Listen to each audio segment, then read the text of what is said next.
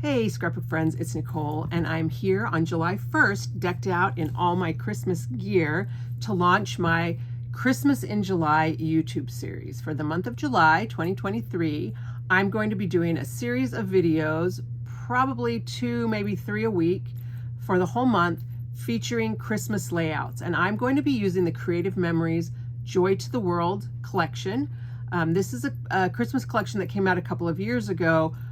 Many of us Creative Memories advisors and customers have often said to CM, look, you guys need to have Christmas products available year round. And so a couple years ago, they did a bigger order of Joy to the World so that they would not sell out of it as quickly as they've been selling out of some of the other stuff. Well, that was 2 years ago and it's still there. And then last year we got seasonal sightings and that's still there. And I'm just afraid that if we don't purchase and use Christmas stuff year round, like we said we need to, then they're going to go back to having Christmas stuff that's only available, for 2 to 3 months, and then they pull it. So I don't know that you and I individually can prove to them that we really do like to have Christmas stuff year round, but I know that I'm not usually working on Christmas layouts at Christmas time. I'm working on them later in the year. So I love the Joy to the World collection. I love that they incorporated navy into it. It still has the red and green, the white that we associate with Christmas, kind of those traditional Christmas colors, but they threw in that navy, and I just really like. There's even like a kind of a tealish turquoise. So there's just a variety of colors in this collection. So some of the layouts I'm going to be doing with Joy to the World may not be Christmas themed. I don't have that many Christmas photos anymore. My kids are grown up. My pictures that I'm scrapbooking now was 2020 and COVID, and we just didn't do all the things that we usually do at Christmas time. But I'm going to be using the whole collection. It is all still available. The designer paper, the tone-on-tone paper, the mats, the stickers, the laser borders, and the regular embellishments. I'm also going to be using the Nativity border punch. This is one of my very, very favorite punches. Many of you know that I collect nativities, and so this one, every now and again, Creative Memories comes out with a product, and I think, I knew they liked me the best. And so when they came out with this, that's for sure what I thought. I'm also going to be using the music staff and notes cartridge. There's some really fun things you can do with that. And of course, my beloved circle maker. I have a couple of layouts we're going to be using this. I love this tool, and I think the more you use it, the more you will like it too. Also probably be using the circle and square punches. I may incorporate the mini punch trio. I've got some ideas going around in my head. But hopefully all the layouts that I'm going to be doing through this series, you'll be able to recreate the same style and technique using other papers. So don't feel like if you're not working on Christmas right now that these won't be of benefit to you. Hopefully you'll still be able to find some ideas. But my guess is that you probably have some Christmas photos that have not been scrapbooked. And so I hope that this will give you some inspiration, get you maybe thinking about cooler times of the year. July is a great time to stay inside in the air conditioning, especially if you live here in the South where we are looking at 100+ temps and high humidity, and it's going to be terrible. I'm going to be here in my scrapbook room as much as I possibly can. So I will still be participating with the Savvy Scrapbookers with our collaboration, and that I suggested Christmas in July and they didn't love that idea. So we are going to be actually using the Totally Tonals, and because of the 4th of July holiday, the Creative Memories July products aren't launching till the first Wednesday, which means we won't probably get them until like Friday, Saturday, or Monday at the soonest. There's no way that we're going to be able to have our layouts ready for you for the second Wednesday. So I'll be doing a Christmas in July layout that Wednesday, but we'll be doing our Savvy Scrapbookers will be on the 3rd Wednesday this month. We'll go back to the second Wednesday next month. But I hope to have a lot of different ideas. I don't expect you to copy all of them. I'm going to be using multiple packs of Joy to the World, so you don't need to feel like you've got to recreate all of these. Of course, I don't ever expect you to recreate all my layouts anyway, but if you do plan to do all of them, just know that you may need more than one pack of the Christmas and the Joy to the World stuff, which is all still available. And by the middle of the month, there is almost always a big promo on the website from Creative Memories, like a gift with purchase. So keep that in mind as you're planning out your shopping for this month. So I'm going to go ahead and switch my camera setup And we're going to start with our first layout, which is using my beloved circle cutter. And hopefully it will inspire you and get you going. And then I'll be back throughout the rest of the month with more layouts in my series, Christmas in July. So Merry Christmas and happy scrapbooking. And now let's get to the layout. Okay, here we go with the first layout for our Christmas in July series. And this is a paper weaving layout. And I've actually kind of been working on it for a few weeks, trying to perfect it to see what I like the best. You do not have to use Christmas papers for this or any of the layouts that I'm going to do, of course. I'm just choosing to do Christmas in July because I think that sounds like a fun thing.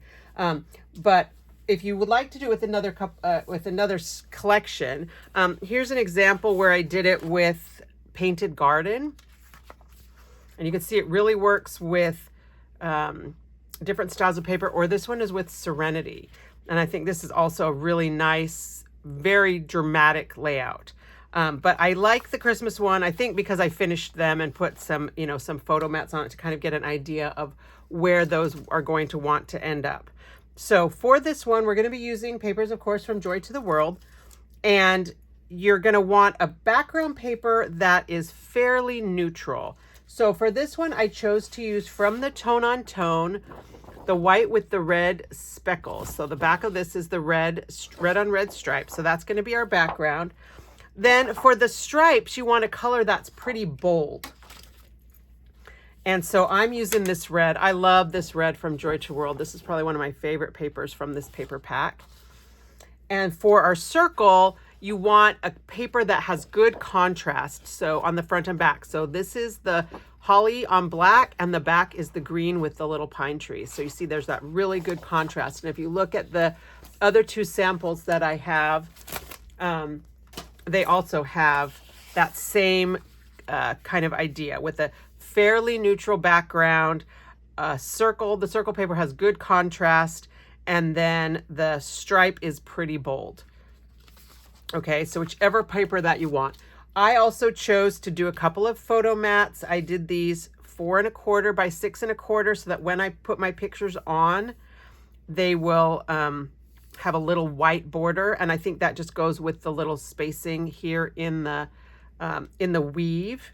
And then a couple of little embellishments, and that's totally optional. And of course, how you position your pictures is going to be totally optional. You could, well, when I do the next one, we'll play around with positioning a little bit. I won't stick those down. I'll let you guys decide for yourselves where you want your papers to be, your photos to be. I know that I got some feedback on a recent video that you like it when I don't actually tell you where I'm going to put my photos, because that helps you feel like you have more flexibility. So I also, I'm going to suggest that you use the Creative Memories 13 by 13 cutting mat. We are going to be using the circle cutter.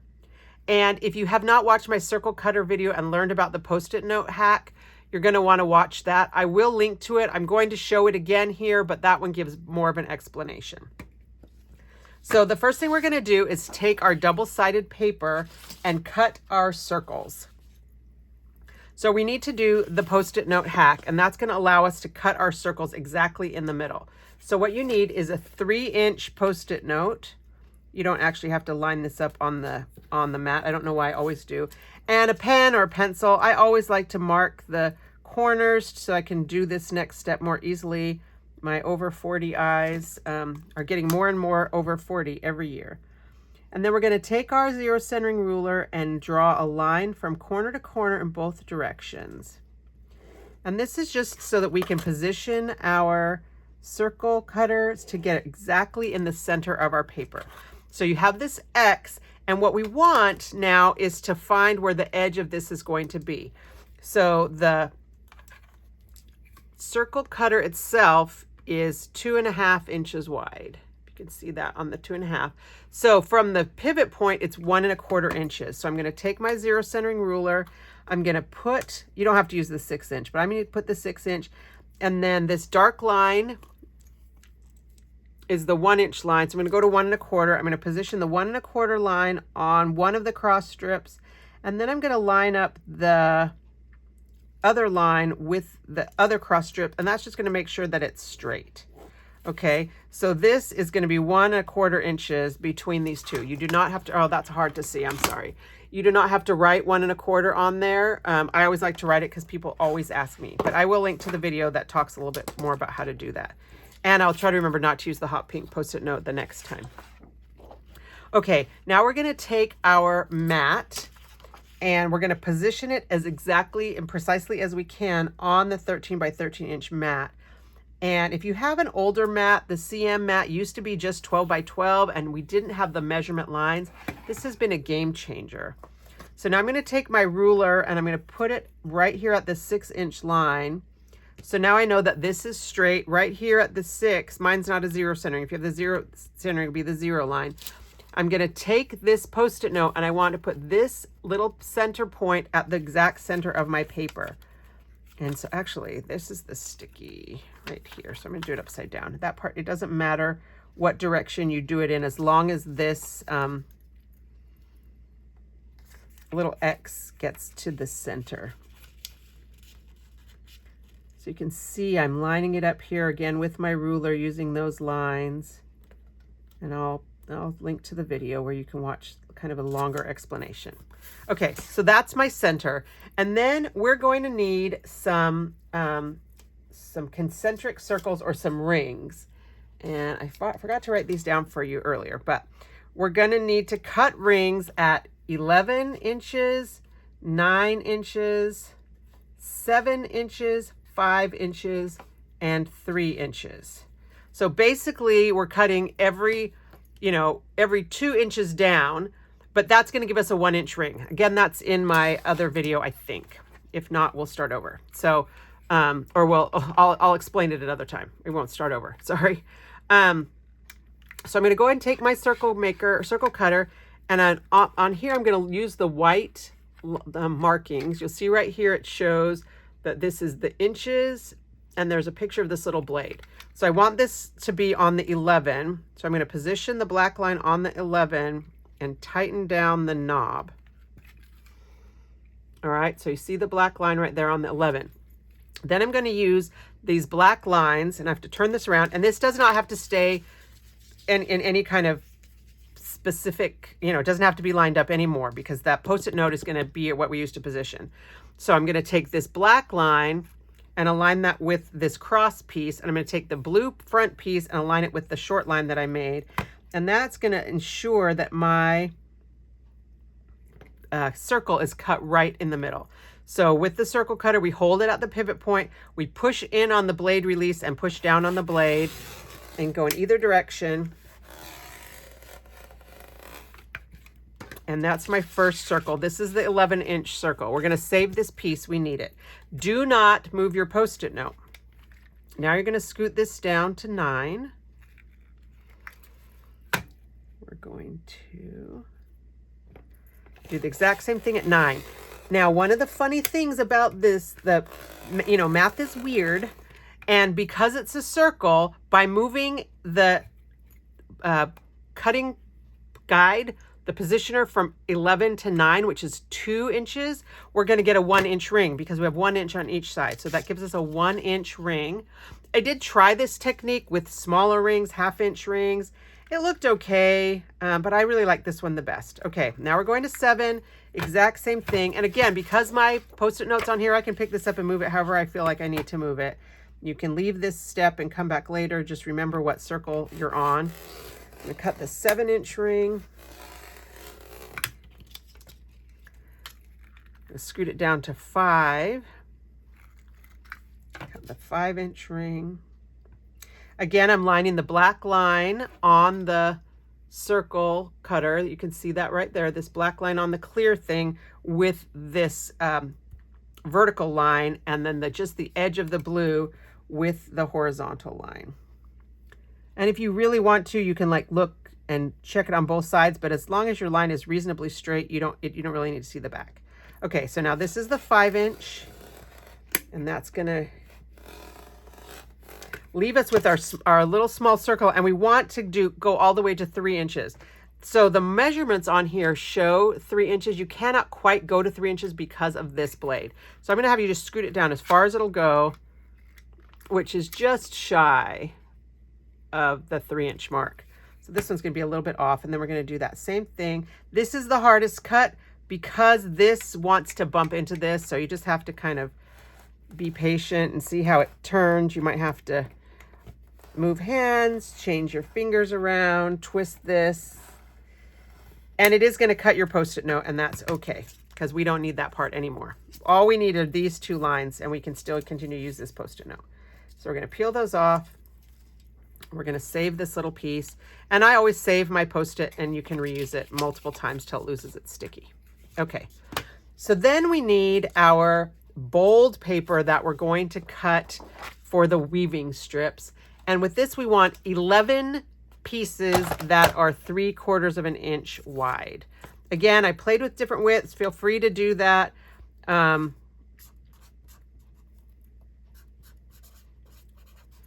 You know, if you want to try different things, this technique is really easy once you kind of figure it out. I actually saw this on Pinterest. It was a quilting technique. I think doing it in a quilt would be way harder. But with this one, we don't have to stick down that much. So 11 pieces that are 3/4 of an inch.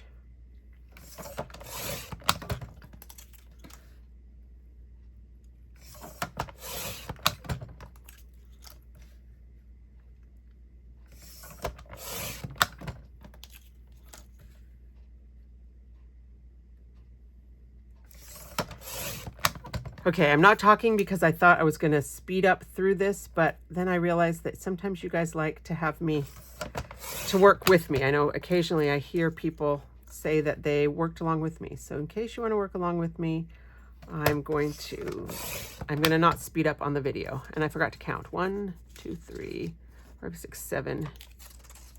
No, that's 7. 1, 2, 3, 4, 5, 6, 7. 8. 9,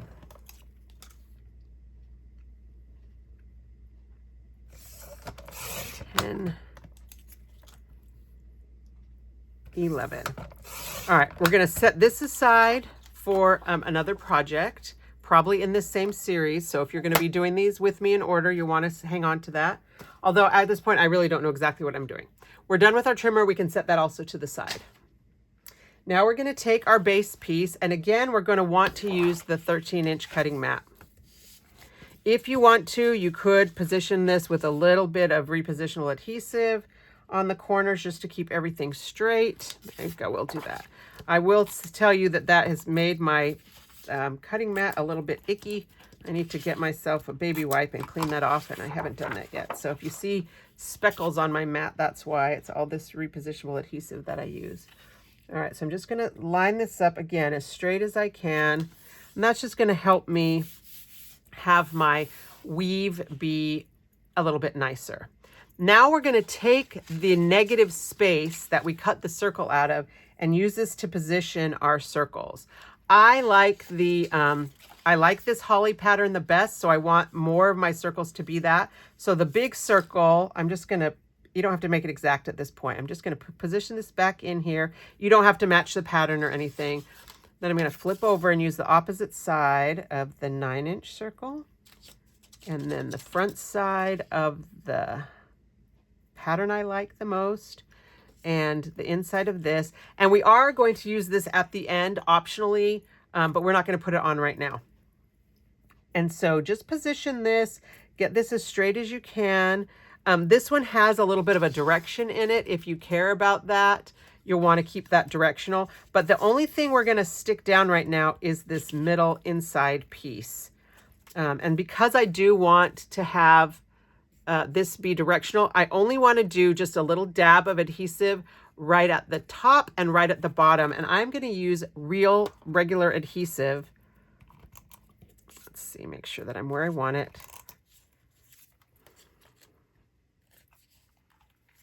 But you could use repositionable. For everything else, we're going to use, well, we're going to use a mix of repo and regular. Okay, so I'm, again, lining this up exactly with the paper underneath it, making sure that these are as aligned as I possibly can. If they are overlapping or kind of askew, it makes the weaving really hard. So you want these to be as perfectly lined up as you can. You could maybe possibly do this technique without the circle cutter, using like the custom cutting system circles. It would be hard, so I would not recommend that. Okay, so just these two, just this one I'm going to put down, and then we're going to take away the negative space again, and we're done with that for now, because now this piece is adhered, and so if these pieces get off, we can use it to position. All right, I have to find a better place to put this aside. Okay, so now I'm going to take out the two circles that have the holly on them, and I'm going to start with my first red strip. I'm just going to put a little bit of regular adhesive on the end, right about a quarter or half inch from the edge. Don't go all the way to the edge. And then I'm going to use my trimmer. We're going to zoom in, I hope. There we go. I'm going to use my mat. Okay. And this is a 3/4 of an inch. So I want this to go 3/8 in either direction. Okay. So 3 tick marks this way, 3 tick marks this way. Position it down, stick down that adhesive, and then I can just overlap it. Oops. Don't look at my messy desk, you guys. Okay. Then we can just overlap it all the way up to this and do the same thing at the top so that it's positioned. Uh-oh, my big ring scooted a little bit. This one you can see is just free, and that's okay. So this one is stuck down, this one is stuck down. Now I'm going to take this next piece and put this on here in the right spot, and I'm going to take a little bit of adhesive and put it underneath. Actually, we could do that first. We could just put this right here, a little bit of repositionable adhesive in this space, and put this down, positioned here and here. Okay, we're sticking it down there. And then again, this one is the one that I want to be straight because it's got that vertical design. So I'm just kind of lining it up here and here, and then making it, you know, aligned to the edges of the circle. I'm not sticking anything down, but then I'm going to do the same thing here with just a little bit of repositionable. Don't use too much adhesive at this point, because if this has any kind of a buckle in it, once you get adhesive on it, I learned this one the hard way. Once you get adhesive on it, it's a lot harder to fix where this is going to be. Okay, so this is what I've got. This piece is still loose, free-flowing. These are stuck down to the top of the red piece, and this green one is stuck to the base. So now we take our next piece of red and again put a little bit of regular adhesive. You could use Repo, but we're not going to, I don't want to have to go back and stick it down later. And this is going to be your final kind of stickiness on here. And this is where we start the weaving. Because we had the red over the green, this time we want the red over the holly berry. So we're just going to pick these guys up and slide it under this way. So it's not as much weaving as you would think. All right, and then down here at the bottom, we're going to do it about 1/8 of an inch. So my things aren't exactly cut straight. But you see, I just left that 1/8 of an inch gap. Come on.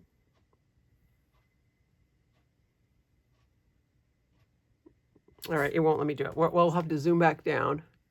Actually, let me pull this down a little bit. That'll make zooming in and out a little bit easier for me as I go. Hopefully that will be enough for you guys to see. So here we go. We're going to zoom in, and you can see that I've just done this 1/8 of an inch gap to position my strip. Okay. And now I'm going to do the same thing on the other side. Just using adhesive on the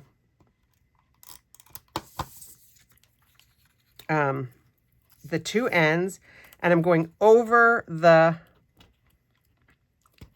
okay, it's a little tricky, going over the holly and under the green, and again, just at that 1/8 inch. And you can see right here, it's kind of getting caught. Oh, because my adhesive on the underneath is a little not quite where I wanted it. I didn't get it quite centered. All right. So again, I'm positioning this right at that 1/8 of an inch mark.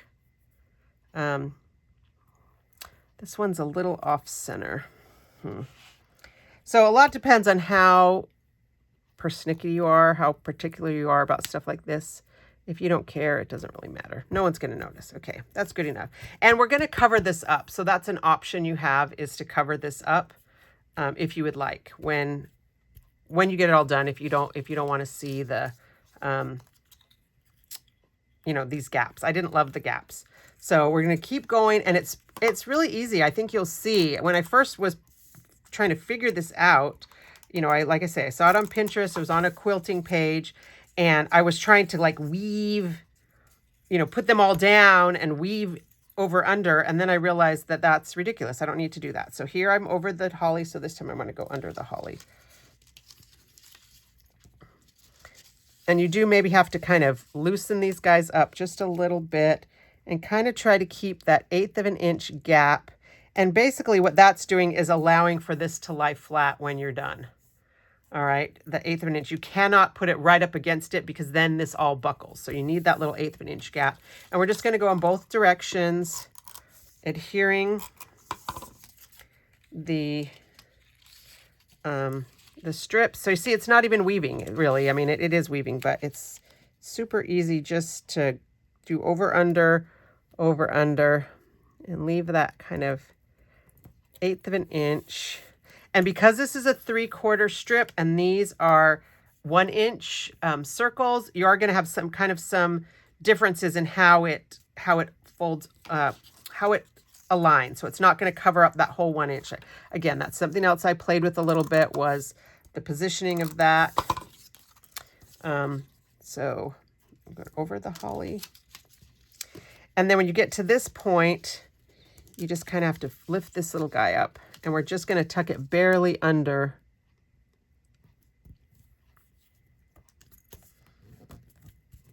And so then you get this cool kind of partial circle look. And you can see here why this, like with the white, is a little distracting. So I'm going to go ahead and put this back on at the end, and it'll take away that little gap. So that's why it didn't matter that that wasn't exactly exact. And sometimes I really care about stuff like that. I'm very particular about, you know, measurements being precise. But for this one, I don't know, maybe it was too much work. If you don't have fingernails, you might want to use your multi-purpose tool. I don't even know where mine is, which is why, oh, here's mine. So you could use your multi-purpose tool to kind of pick this up and help position. I forget sometimes that I have these freakishly long fingernails. I do actually do dishes, housework, all those things. They're actually not as nice as you would think. They're just long, but I get spoiled by them. So, all right, so this is going to be all 11 of these strips. At a certain point here, if you wanted to, you could start sticking these down a little bit in the middle, but I don't know that I feel like you need to. As long as these edges are stuck, they're going to keep everything in place. And we just continue to do the over, under, and leave that 1/8 of an inch gap in between. I had a lot of fun playing with this. I did it with the first time I did it with the National Scrapbook Day, the stuff with the lemons, mostly because I had so much of that paper.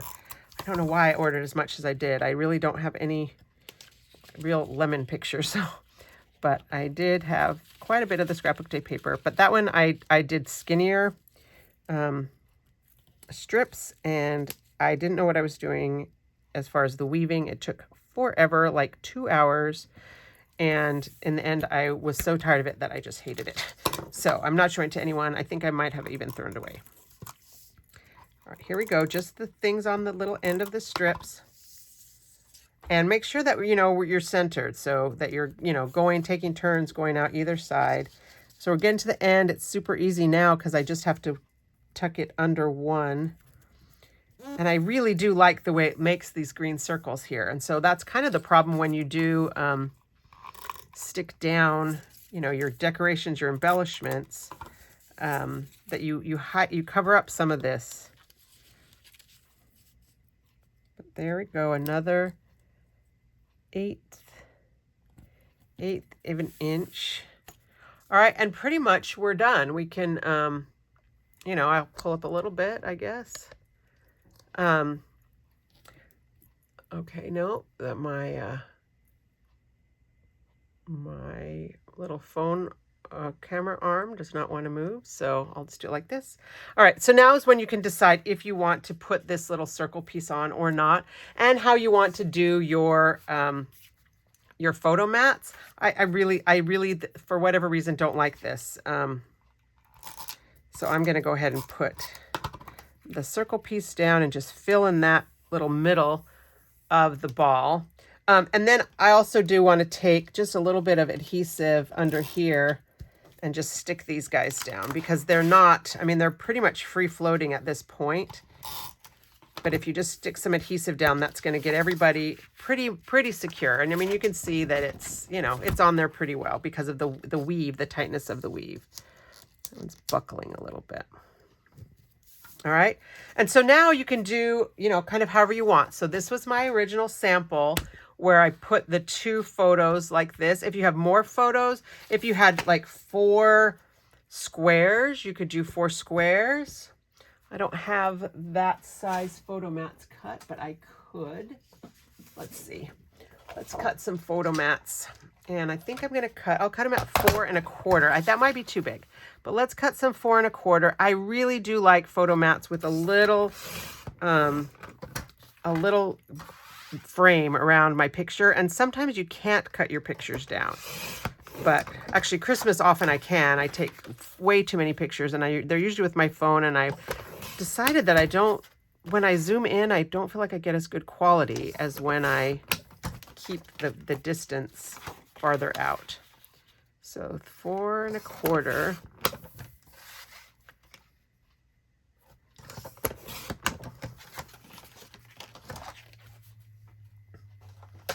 Oops. So yeah, you could do these 4 1/4 inch. That's maybe, I don't know, that maybe doesn't work as well. That covers up a lot of the design.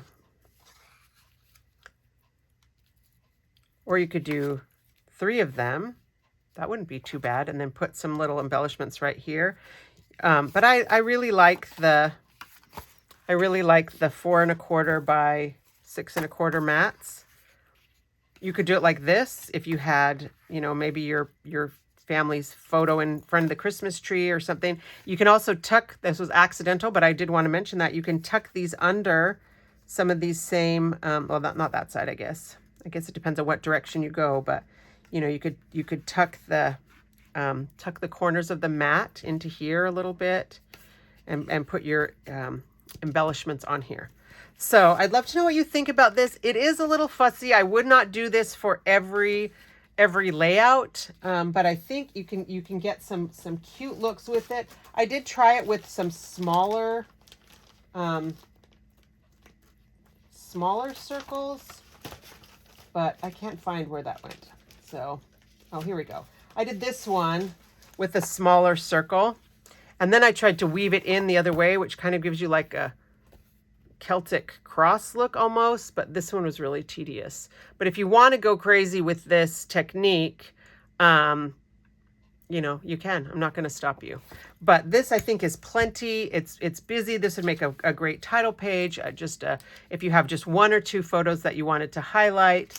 Again, this is 4 1/2 by 6 1/4, so that when you put a photo on here, all right, all I have is a Disney photo. Does this surprise you?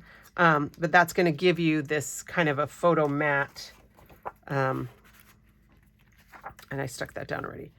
But this one I put on with foam squares, but I didn't adhere the back of these 3 so that the photos could go on there. But that's what it's going to look like when you have real photos, not of, you know, Phantasmic. But that actually looks okay. Turn sideways too. Okay, so here you go. Christmas in July. Here's our first layout, which is a woven circle technique.